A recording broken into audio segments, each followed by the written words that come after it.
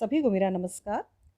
इस वीडियो में हमने कक्षा 12वीं की पुस्तक अभिव्यक्ति और माध्यम के पाठ 3 विभिन्न माध्यमों के लिए लेखन के परीक्षा उपयोगी प्रश्नोत्तर लेकर प्रस्तुत हैं। अब ये जो पाठ है इसका नाम है विभिन्न माध्यमों के लिए लेखन। तो ये विभिन्न माध्यम क्या है? कक्षा 11वीं में आपने पढ़ा था जनसंचार के माध्यम। तो जनसंचार के माध्यम अलग अलग हैं, अखबार, रेडियो, टेलीविज़न और इंटरनेट। एक प्रिंट माध्यम है, एक श्रव्य माध्यम है, एक दृश्य श्रव्य माध्यम है और एक में सभी कुछ समाहित है। तो यदि समाचार लिखा जाता है तो वो हर माध्यम के लिए कुछ अलग विधि से लिखा जाता है। सभी माध्यमों में कुछ अलग अलग बातों को ध्यान में रखना पड़ता है। तो इस पाठ में उन्हीं बातों पर चर्चा की गई है। देखिए, सबसे पहले हम देखते हैं यहाँ सिलेबस कक्षा 12वीं का। यहाँ पे देखिए वर्णनात्मक प्रश्न आप देख रहे हैं। वर्णनात्मक प्रश्न के अंतर्गत ये पाठ अभिव्यक्ति माध्यम के जो पाठ लिए गए हैं, इन पाठों पर यहाँ पे चर्चा है। ठीक है, और ये कितने नंबर के आते हैं ये भी यहाँ पर दिया गया है। आप इसको देखिए, हम आपको जूम करके दिखाते हैं। अभिव्यक्ति और माध्यम के जनसंचार और सृजनात्मक लेखन पाठ संख्या 3, 4, 5। ठीक है, तो इन पर आधारित प्रश्न है। तो जो तीसरा है पत्रकारिता और जनसंचार माध्यमों की लेखन पर आधारित 3 में से 2 प्रश्न, ये 4 अंक के आते हैं। और 4 अंक के प्रश्न में बहुत सी बातों को समाहित किया जाता है, तभी आपको पूरे 4 नंबर मिलेंगे। तो यहाँ हमने पूरा प्रयास किया है कि जो उत्तर बनाए गए हैं उनमें सभी बातों को हमने डालने की कोशिश की है, ताकि आपका उत्तर पूर्ण रूप से सही अर्थ दे और आपके प्रश्न के अनुकूल बन सके। तो आइए देखते हैं। सबसे पहला प्रश्न है, प्रिंट माध्यम का इतिहास या विकास क्रम बताएं। तो इसे इतिहास के रूप में भी पूछा जा सकता है और विकास क्रम के रूप में भी पूछा जा सकता है। उत्तर देखिए, प्रिंट यानी मुद्रित माध्यम, जैसा आप सभी समझते हैं, पत्रिका, अखबार, ठीक है, पुस्तकें। तो प्रिंट यानी मुद्रित माध्यम जनसंचार के आधुनिक माध्यमों में सबसे पुराना है। और यहाँ पे आप देखते जाएं कि मैंने जिन वाक्यों को अंडरलाइन किया है वे आपके अति लघुत्तरीय प्रश्न बन जाते हैं। हमने आपको बताया था कि हमने यहाँ पे अति लघुत्तरीय प्रश्न भी समाहित किए हैं। तो आप इन्हीं प्रश्नों के अंदर छोटे छोटे प्रश्न भी ढूंढ सकते हैं। तो जितने भी वाक्य अंडरलाइन हैं उन पर ज़रा ध्यान दीजिएगा। जनसंचार के आधुनिक माध्यमों में ये सबसे पुराना है। छापाखाना या प्रेस के आविष्कार ने दुनिया की तस्वीर बदल दी। असल में आधुनिक युग की शुरुआत ही छपाई के आविष्कार से हुई। इसके विकास क्रम या इतिहास को हम निम्न बिंदुओं के आधार पर समझ सकते हैं। अब देखिए, पहला बिंदु क्या है? मुद्रण की शुरुआत कहाँ से हुई? चीन से। लेकिन आज हम जिस छापे खाने को देखते हैं उसके आविष्कार का श्रेय किसे जाता है? जर्मनी के गुटेनबर्ग को। ये आप छापा खाना दे सकते हैं, प्रिंटिंग प्रेस जो गुटेनबर्ग ने बनाया था, इसका आविष्कार किया था। यूरोप में पुनर्जागरण रेनेसां की शुरुआत में छापे खाने की महत्वपूर्ण भूमिका है। तीसरा पॉइंट है, भारत में पहला छापाखाना सन 1556 में गोवा में खुला। और ये क्यों खोला गया था? इसे मिशनरियों ने, मिशनरी अर्थात जो ईसाई धर्म प्रचारक हैं, उन्होंने धर्म प्रचार की पुस्तकें छापने के लिए खोला था। तब से अब तक मुद्रण तकनीक में काफ़ी बदलाव आया है और मुद्रण माध्यमों का व्यापक विस्तार हुआ है। तो ये है प्रिंट माध्यम का इतिहास। तो इसमें आपको सबसे पहले शुरुआत बतानी है, कहाँ से हुई है, इसका आविष्कार किसने किया, यूरोप में इसकी क्या भूमिका रही, भारत में इसका पहला छापाखाना कहाँ था और ये क्यों खोला गया था। बस इतनी सी पॉइंट्स हैं, इन्हें आप ध्यान रखिए तो आपका पूर्ण रूप से एक अच्छा उत्तर बन जाएगा। दूसरा प्रश्न, मुद्रित माध्यमों की प्रमुख विशेषताएं लिखिए। मुद्रित माध्यम अर्थात पत्रिकाएं, पुस्तकें, अखबार। तो मुद्रित माध्यमों के तहत अखबार, पत्रिकाएं, पुस्तकें आदि आते हैं। हमारे दैनिक जीवन में इनका बहुत महत्व है। मुद्रित माध्यमों की निम्नलिखित विशेषताएं। देखिए, यदि आप कभी भी उत्तर लिखते हैं तो बोर्ड परीक्षा में आपको इस तरह से ये भूमिका ज़रूर देनी है। तो भूमिका देने से आपके उत्तर की एक भूमिका बन जाती है। सीधे पॉइंट में ना आके आप 2 पंक्तियों में उसकी भूमिका दे दें। तो इसका पहला पॉइंट है स्थायित्व। स्थायित्व अर्थात ये स्थायी रहता है। यह मुद्रित माध्यम की सबसे बड़ी विशेषता या शक्ति है। अब इसको अंतर्गत हमने पॉइंट में लिया है ताकि आपको अच्छे से याद करने में आसानी हो। इसे आप आराम से धीरे धीरे पढ़ते हुए उस पर सोच सकते हैं। अगर कोई बात समझ में नहीं आई तो उसको बार बार पढ़ सकते हैं, जैसे आप अपनी पुस्तकों में करते हैं। पसंद के अनुसार किसी भी पृष्ठ, किसी भी समाचार या रिपोर्ट से पढ़ने की शुरुआत कर सकते हैं। आप अखबार देखते होंगे, आपको लग रहा है कि मुझे फिल्मी पन्ना पढ़ना है तो आप उसे पहले पढ़ेंगे। किसी को लगता है मुझे व्यावसायिक पन्ना पढ़ना है तो आप उसे पहले पढ़ते हैं। तो इस तरह से इसमें स्थायित्व होता है। टीवी की तरह नहीं है कि जो दिखाया जा रहा है वही देखने की मजबूरी हो। इसमें आप किसी भी पृष्ठ से पढ़ सकते हैं, आराम से पढ़ सकते हैं, रुक रुक के पढ़ सकते हैं। यही स्थायित्व है। दूसरी विशेषता, लिखित भाषा का विस्तार। लिखित भाषा इसमें विस्तार से रहती है। तो इसमें लिखित भाषा की सभी विशेषताएं शामिल हैं। अब लिखित भाषा की विशेषताएं क्या है? लिखित भाषा अनुशासन की मांग करती है। डिसिप्लिन होना चाहिए भाषा में। बोलने में एक स्वतः स्फूर्तता होती है। जब हम भी बात करते हैं, बोलते हैं, तो हम अपने आप एक स्फूर्ति के साथ बोलते हैं और उस स्फूर्तता के कारण क्या होता है, थोड़ी बहुत गलतियाँ स्वाभाविक हैं। मात्राओं में, उच्चारण में कुछ गलतियाँ हो जाती हैं, किंतु जब हम लिखते हैं तो वो शुद्धता होनी चाहिए। भाषा का अनुशासन। क्या अनुशासन है? लिखने में आपको भाषा, व्याकरण, वर्तनी और शब्दों के उपयुक्त इस्तेमाल का ध्यान रखना पड़ता है। यही नहीं, अगर लिखे हुए को काफ़ी लोगों तक पहुंचाना है तो आपको एक प्रचलित भाषा में लिखना पड़ता है ताकि उसे अधिक से अधिक लोग समझ पाएं। अर्थात यदि आप अखबार के लिए लिख रहे हो तो वो काफ़ी लोगों तक पहुंचेगा, तो इसलिए आपको ऐसी भाषा उपयोग करनी है जो प्रचलित हो। अब यहाँ पे देखिए, मैंने पहला पॉइंट आपको बताया था स्थायित्व। भारत का पहला अखबार था बंगाल गजट। अब ये देखिए, ये स्थायित्व है इसमें, क्योंकि ये अखबार के जो पन्ने हैं हो सकता है किसी संग्रहालय में सुरक्षित हों। आजकल तो नेट का ज़माना है तो इंटरनेट पर ये सभी उपलब्ध रहते हैं, तो इसमें स्थायित्व रहता है। ठीक है, आप इसको कभी कितने भी समय तक इसको संभाल के रख सकते हैं, लैमिनेट करके रख सकते हैं। तीसरी विशेषता, चिंतन, विचार और विश्लेषण का माध्यम। आप पॉइंट से ही स्पष्ट है, आपको बहुत रटने की ज़रूरत नहीं पड़ेगी। इस माध्यम में आप गंभीर और गूढ़ बातें लिख सकते हैं, क्योंकि पाठक के पास न सिर्फ उसे पढ़ने, समझने और सोचने का समय होता है, बल्कि उसकी योग्यता भी होती है। असल में मुद्रित माध्यमों का पाठक वही हो सकता है जो साक्षर, शिक्षित और योग्य हो। अर्थात पढ़ा लिखा व्यक्ति ही अखबार पढ़ता है और वो पढ़ के उस पर चिंतन कर सकता है, विचार कर सकता है, खबरों का विश्लेषण कर सकता है। ये अन्य किसी माध्यम में नहीं है। आप हो सकता है रेडियो सुनने वाला जो श्रोता वो हो सकता है कि अनपढ़ हो, या टेलीविज़न देखने वाला दर्शक भी अनपढ़ हो सकता है, किंतु अखबार का जो पाठक है वो पढ़ा लिखा ही होगा। तो उसमें इतनी क्षमता होती है, योग्यता होती है कि वो उस पर सोच समझ सके। अब ये तीन विशेषताएं थी, किंतु कुछ कमजोरियां भी हैं। मुद्रित माध्यमों की कमजोरी व सीमाएं। पहली कमजोरी, निरक्षरों के लिए ये अनुपयोगी है, क्योंकि जो जिन्हें अक्षर ज्ञान नहीं है वे पढ़ नहीं सकते, तो उनके किसी काम का ये नहीं है। दूसरी, मुद्रित माध्यमों के लिए लेखन करने वालों को अपने पाठकों के भाषा ज्ञान, शैक्षिक ज्ञान, योग्यता, रुचियों और ज़रूरतों का पूरा ध्यान रखना पड़ता है। ये भी कमज़ोरी है, क्योंकि हम जब अखबार के लिए लिखते हैं तो हमको ये सोचना पड़ता है कि पढ़ने वाले किस तरह के व्यक्ति होंगे। महिला होगी, पुरुष होगी, कितने लोग पढ़े लिखे होंगे, अधिकारी होंगे, एक आम आदमी होगा, तो उनकी क्या रुचि हैं, क्या ज़रूरतें हैं, इन सबको ध्यान में रख कर ही लिखना पड़ता है। तीसरी कमज़ोरी, ये रेडियो, टीवी या इंटरनेट की तरह तुरंत घटी घटनाओं को संचारित नहीं करते हैं। अर्थात तुरंत कोई भी घटना घटी तो टीवी पे तुरंत टेलीकास्ट हो जाती है, किंतु अखबार में ऐसा नहीं होता। ये एक निश्चित अवधि पर ही प्रकाशित होते हैं। इनकी डेडलाइन होती है 24 घंटे की, तो 24 घंटे के अंदर की ही खबर इसमें प्रकाशित होती है और 24 घंटे बाद ही आपको कोई नई खबर मिलेगी पढ़ने के लिए। अगला प्रश्न है, मुद्रित माध्यमों के लिए लेखन करने हेतु किन बातों का ध्यान रखना आवश्यक है? मुद्रित माध्यम अर्थात प्रिंट मीडिया। आप अखबार के लिए या पत्रिकाओं के लिए जब लिखते हैं तो आपको किन बातों का ध्यान रखना चाहिए?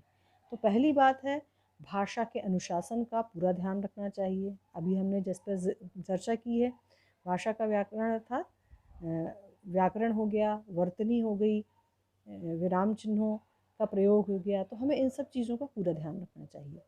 दूसरी बात, अखबार या पत्रिका में समाचारों या रिपोर्ट को प्रकाशन के लिए स्वीकार करने की एक निश्चित समय सीमा होती है, जिसे डेडलाइन कहते हैं।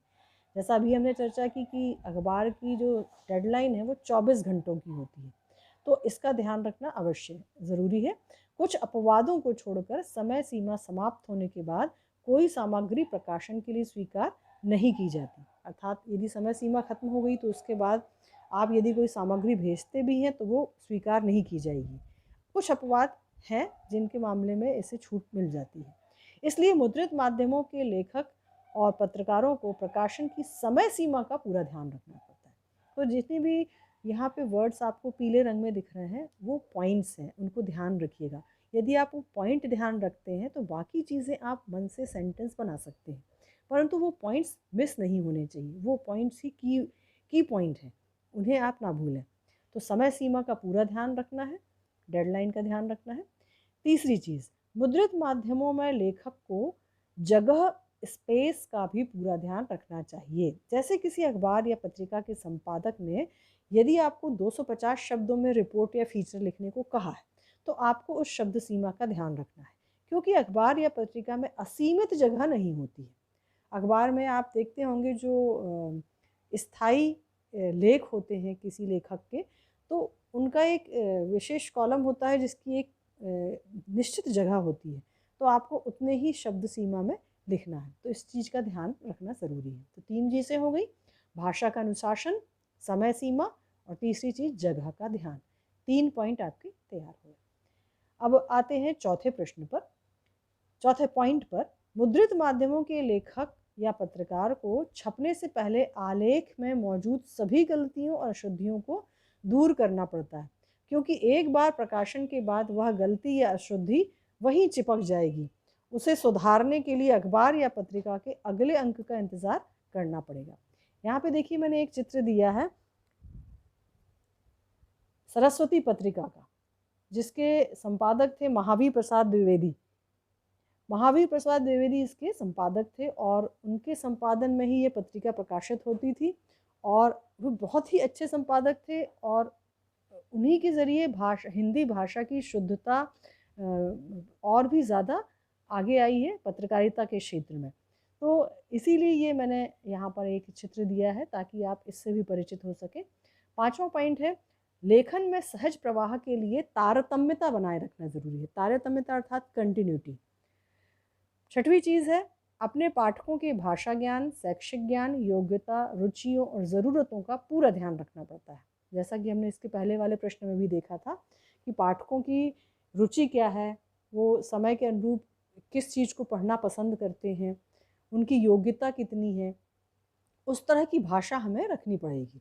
जैसे अखबार में आप देखते होंगे एक विशेषांक आते हैं, जैसे दैनिक भास्कर में मधुरिमा आता है, तो मधुरिमा में स्त्रियों की पसंद की चीज़ होती है, उनकी रुचियों की चीज़ें लिखी होती हैं। बच्चों का एक कॉलम आता है किसी एक विशेष दिन। तो ये हमको ध्यान रखना है कि पाठकों की रुचियाँ क्या हैं, उनकी ज़रूरत क्या है। तो ये चौथा पॉइंट था कि संपादन करना ज़रूरी है, अशुद्धियाँ दूर करना ज़रूरी है। 5वां पॉइंट तारतम्यता, और 6वां पॉइंट पाठकों की ज़रूरतों का ध्यान। अब आते हैं हम चौथे प्रश्न पर, रेडियो। अब ये हमने प्रिंट माध्यम यहाँ खत्म हो गया, प्रिंट माध्यम से हमने 3 प्रश्न देख लिए। अब ये चौथा प्रश्न शुरू होता है रेडियो का। रेडियो कैसा माध्यम है, इसकी खूबियाँ और खामियाँ बताइए। अथवा में एक और प्रश्न आप इसमें देख सकते हैं, अखबार और रेडियो में क्या अंतर है। तो ये दोनों प्रश्न इसमें समाहित हैं। रेडियो एक श्रव्य माध्यम है, श्रव्य अर्थात सुनने वाला माध्यम। इसमें आप देख नहीं सकते हैं, पढ़ भी नहीं सकते हैं। इसमें सब कुछ ध्वनि, स्वर और शब्दों का खेल है। इन सब वजहों से रेडियो को श्रोताओं से संचालित ध्वनि माध्यम माना जाता है। श्रोता अर्थात सुनने वाला। इसकी तात्कालिकता, घनिष्ठता और प्रभाव के कारण गांधी जी ने रेडियो को एक अद्भुत शक्ति कहा था। तो इस तरह से आपने भूमिका दे दी पहले। अब आप इसकी खूबियों पर चर्चा करते हैं। खूबियों में पहली खूबी है कोने कोने तक पहुंच। ध्वनि तरंगों के ज़रिए, आप पिक्चर के ज़रिए देख सकते हैं, रेडियो से ध्वनि तरंगें निकलती हैं, तो ध्वनि तरंगों के ज़रिए ये देश के कोने कोने तक पहुंचता है। दूर दराज के गांवों में जहां संचार और मनोरंजन के साधन नहीं होते हैं, वहां बाहरी दुनिया से जुड़ने का रेडियो ही एकमात्र साधन है। और पुराने ज़माने में तो रेडियो बहुत ही प्रचलित था। अभी तो इसमें और भी विकास हो चुके हैं, एफएम वगैरह की सुविधा उपलब्ध है, तो काफ़ी अच्छे कार्यक्रम आने लगे हैं और कोने कोने तक इसकी पहुंच है। दूसरी विशेषता, सस्ता। अखबार और टेलीविज़न की तुलना में ये बहुत ही सस्ता माध्यम है, इसलिए भारत के दूरदराज के इलाकों में लोगों ने रेडियो क्लब बना लिए हैं। तीसरी चीज़ है उन्मुक्तता। उन्मुक्तता अर्थात स्वतंत्रता, छूट। रेडियो सुनते समय श्रोता कैसा होता है? एकदम स्वतंत्र, उन्मुक्त होता है। वह इसे सुनते सुनते अपने अन्य कार्य भी कर सकता है। जैसे आपने रेडियो ऑन कर लिया, उसमें न्यूज़ चल रही है, न्यूज़ सुनते सुनते आप एक्सरसाइज कर सकते हैं, आपकी मम्मी खाना बना सकती है। तो इस तरह से रेडियो सुनते समय श्रोता उन्मुक्त होता है। तो ये हो गई इसकी खूबियाँ, विशेषताएँ। अब आते हैं हम इसकी खामियों पर। खामियाँ अर्थात कमियाँ। अब यहाँ पे आप अंतर भी देख सकते हैं अखबार और रेडियो में।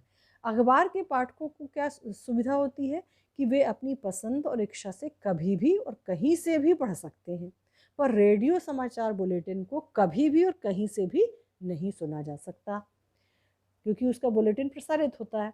दूसरा, अगर किसी समाचार लेख या फीचर को पढ़ते हुए कोई बात समझ में नहीं आई, तो पाठक उसे फिर से पढ़ सकता है। अखबार में ये सुविधा होती है, और उसका शब्दकोश में अर्थ भी देख सकता है या किसी से पूछ भी सकता है। लेकिन रेडियो के श्रोता को बुलेटिन के प्रसारण समय का इंतजार करना होगा, और फिर शुरू से लेकर अंत तक बारी बारी से एक के बाद दूसरा समाचार सुनना होगा। इस बीच वह इधर उधर नहीं आ जा सकता। उसके पास किसी गूढ़ शब्द या वाक्यांश के आने पर शब्दकोश का सहारा लेने का समय भी नहीं होता है। अगर वह शब्दकोश में अर्थ ढूंढने लगेगा तो बुलेटिन आगे निकल जाएगा। तो यहाँ अखबार और रेडियो में ये अंतर है। तीसरा, रेडियो में अखबार की तरह पीछे लौटकर सुनने की सुविधा नहीं है, अर्थात अखबार के पन्ने आप वापस पलट के फिर से पढ़ सकते हैं, कोई भी पन्ना पढ़ सकते हैं, किंतु रेडियो में सुविधा नहीं है। पांचवा प्रश्न, रेडियो समाचार की संरचना कैसी होनी चाहिए? अर्थात रेडियो के लिए यदि आप समाचार लिखते हैं तो वो कैसा होना चाहिए? इसमें अथवा में एक और प्रश्न बनता है, उल्टा पिरामिड शैली किसे कहते हैं? ये बहुत ही ज़्यादा महत्वपूर्ण प्रश्न है। उल्टा पिरामिड शैली आपको अवश्य पता होना चाहिए, क्योंकि इसमें से अभी तक देखा गया है कि अधिकतर प्रश्न आते ही हैं। रेडियो मूलतः एक रेखीय माध्यम है, अर्थात एक ही रेखा में चलता है, पीछे लौटकर इसमें देखने की सुविधा नहीं है। और रेडियो समाचार बुलेटिन का स्वरूप, ढांचा और शैली इस आधार पर ही तय होता है। रेडियो के लिए समाचार लेखन अखबारों से कई मामलों में भिन्न है, अखबार से इसमें थोड़ा सा अलग है। चूँकि दोनों माध्यमों की प्रकृति अलग अलग है, इसलिए समाचार लेखन करते हुए उसका ध्यान रखना ज़रूरी है।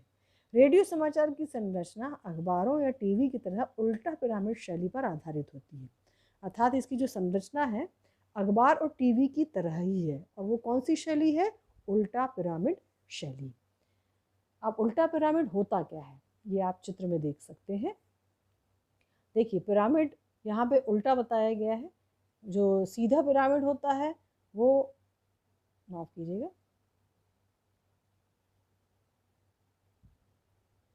हाँ, यहाँ पे देखिए यदि हम ड्रॉ करें तो सीधा पिरामिड होता है ऐसा, ठीक है।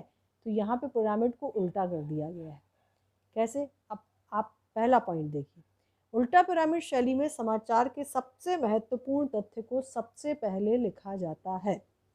यहाँ पे आप देख सकते हैं महत्वपूर्ण तथ्य, और ये सबसे पहले लिखते हैं, और ये जो जगह है, स्पेस है, इसकी ज़्यादा है, सबसे महत्वपूर्ण, ठीक है। आप सीधा पिरामिड देखिए, ये जो जगह है ये बहुत कम स्थान में है, सक्रिय है, ठीक है, पॉइंट है, किंतु यहाँ पे ये चौड़ा स्थान है, अर्थात महत्वपूर्ण खबर विस्तार से दी जाती है।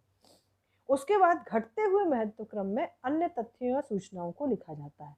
ये सबसे महत्वपूर्ण चीज़ थी, इसका महत्व इतना चौड़ा है, ठीक है। घटते महत्व की चीज़ आ गई, ये साधारण, तो घटते महत्व की चीज़ों को आप बाद में लिखें।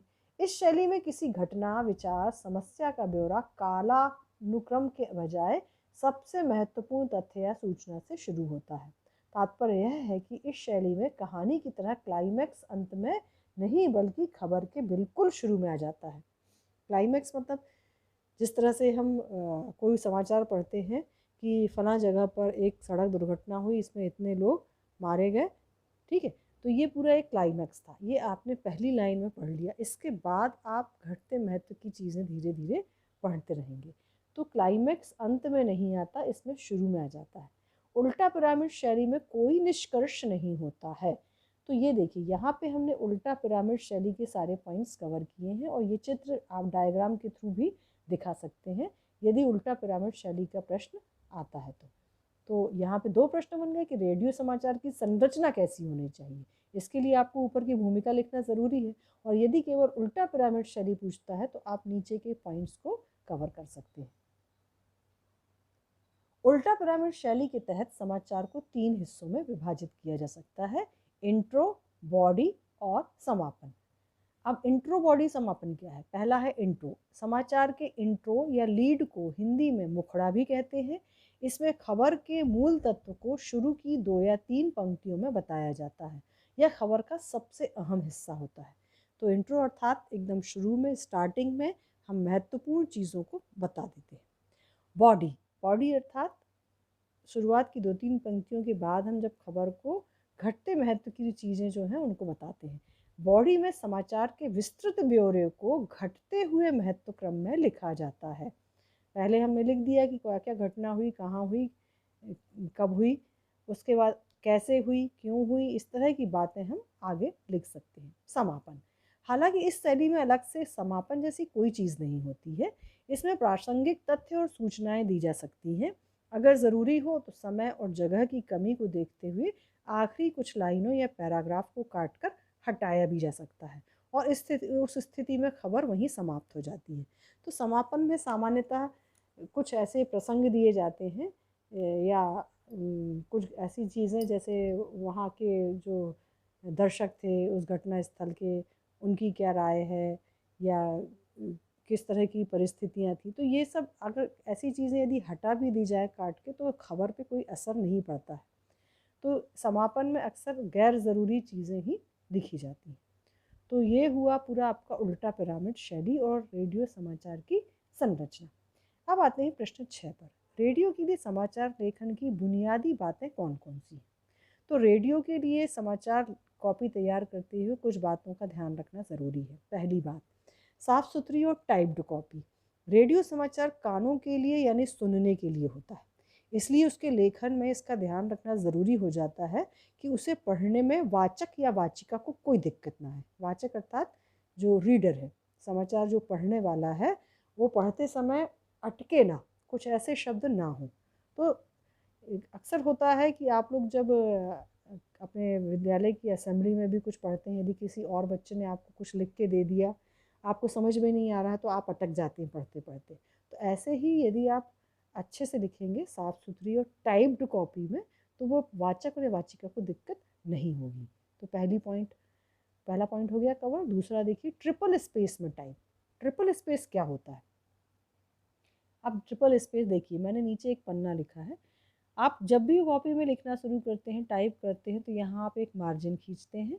ये हो गई पहली स्पेस, ठीक। पीछे भी एक मार्जिन खींचते हैं, ये बीच में हो गई दूसरी स्पेस, और ये हो गई तीसरी स्पेस। तो ये होता है ट्रिपल स्पेस। तो जब भी आप टाइप करें, ट्रिपल स्पेस में करें। प्रसारण के लिए तैयार की जा रही समाचार कॉपी को कंप्यूटर पर ट्रिपल स्पेस में टाइप किया जाना चाहिए। कॉपी के दोनों ओर पर्याप्त हाशिया छोड़ा जाना चाहिए। इसके पीछे एक कारण होता है कि कभी कभी कागज़ किनारों से फट जाते हैं, और फट जाते हैं तो जो लिखा हुआ है वो ख़राब ना हो, इसीलिए इस तरह का तरीका अपनाया जाता है। तीसरी चीज़ है शब्द अनुशासन। एक लाइन में अधिकतम 12-13 शब्द होने चाहिए। यहाँ भी आप देख सकते हैं कि लगभग इतने ही शब्द हैं। पंक्ति के आखिर में कोई शब्द विभाजित नहीं होना चाहिए। अब विभाजित कैसा? आप विभाजित कैसे देख सकते हैं? जैसे आप यहाँ पे ये जैसे मैंने लिखा सम, और इधर लिख दिया कालीन, तो ये जो है शब्द विभाजित हो गया। आधा इधर है, आधा इधर है, ऐसे में पढ़ने वाला अटक सकता है। तो कोई भी शब्द विभाजित नहीं होना चाहिए और पृष्ठ के आखिर में कोई लाइन अधूरी नहीं होनी चाहिए।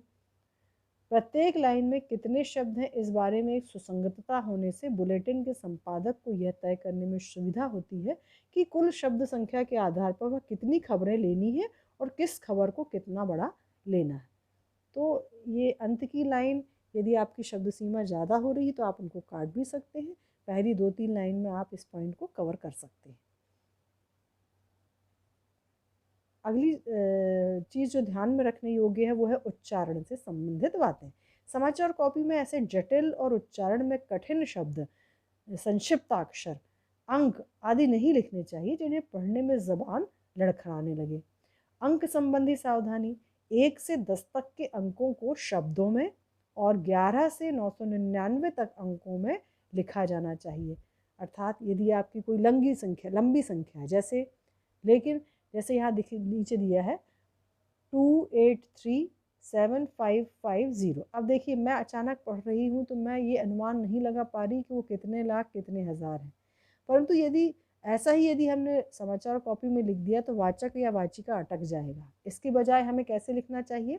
28,37,550 इस तरह से लिखना चाहिए ताकि वाचक अटके ना।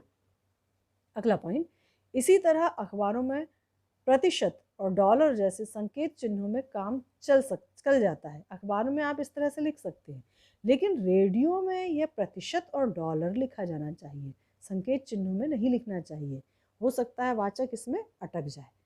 जहाँ भी संभव और उपयुक्त हो दशमलव को उसके नज़दीकी पूर्णांक में लिखना बेहतर होता है। इसी तरह 2,83,000, देखिए मैं पुनः अटक गई, तो यहाँ पे क्या होगा? 28,37,550 रुपये को रेडियो में लगभग 28 लाख रुपए लिखना श्रोताओं को समझाने के लिहाज से बेहतर होगा। तो यहाँ लगभग कह के आप संख्या बता सकते हैं। ठीक है, दशमलव के नज़दीकी पूर्णांक में बताइए।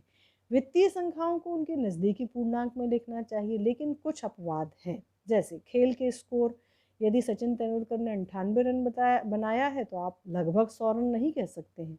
इसी तरह मुद्रास्फीति के आंकड़े भी नज़दीकी पूर्णांक में नहीं लिखे जा सकते, उसको दशमलव में ही लिखना पड़ेगा। तो ये कुछ बातें हैं, अंक संबंधी बातें हैं, उच्चारण से संबंधित बातें हैं, इनको ध्यान रखना आवश्यक है। रेडियो समाचार में अत्यधिक आंकड़ों और संख्या का इस्तेमाल नहीं करना चाहिए। यदि आंकड़े हों तो उनको तुलनात्मक रूप से लिखें। रेडियो समाचार कभी भी संख्या से नहीं शुरू किए जाने चाहिए। तिथियों को वैसे ही लिखना चाहिए जैसे बोलचाल में हम लिखते हैं, 15 अगस्त 1985, ना कि अगस्त 15, 1985। अब ये तो था पहला ही पॉइंट, ठीक है, पहले ही पॉइंट के अंदर ये सब पॉइंट्स थे। अब दूसरा पॉइंट आता है खा, डेडलाइन और संदर्भ का ध्यान रखना चाहिए। रेडियो में अखबारों की तरह डेडलाइन अलग से नहीं होती। अखबारों की डेडलाइन 24 आवर्स होती है, अर्थात 24 घंटे होती है, पर रेडियो में 24 घंटे लगातार समाचार चलते रहते हैं, तो डेडलाइन उसमें गुथी होती है। तो श्रोता के लिए समय का फ्रेम हमेशा आज होता है, इसलिए समाचार में आज सुबह, बैठक कल होगी या कल हुई बैठक में, इसी सप्ताह, अगले सप्ताह, पिछले सप्ताह, इस महीने, अगले महीने, पिछले महीने, इस साल, पिछले साल, अगले बुधवार, इस तरह के इस्तेमाल करने चाहिए। संक्षिप्त अक्षरों का प्रयोग, संक्षिप्त अक्षर छोटे अक्षर, हम किसी को लघु रूप में लिखा जाता है तो वो कभी कभी पढ़ने में या श्रोताओं को समझने में दिक्कत होती है, तो हमको इसमें सावधानी बरतनी चाहिए, उनके प्रयोग से बचना चाहिए। ज़रूरी हो तो समाचार के शुरू में उसका पूरा अर्थ दे देना चाहिए, फिर संक्षिप्त अक्षर का प्रयोग होना चाहिए। यह देखा जाना चाहिए कि वह कितना लोकप्रिय है। जैसे यूनिसेफ, सार्क, ICICI, इनका इस्तेमाल सीधे किया जा सकता है क्योंकि ये बहुत ही प्रचलित संक्षिप्त अक्षर हैं, किंतु कुछ कठिन होते हैं जिनका अर्थ श्रोताओं को नहीं पता होता, तो उनका प्रयोग नहीं करना चाहिए।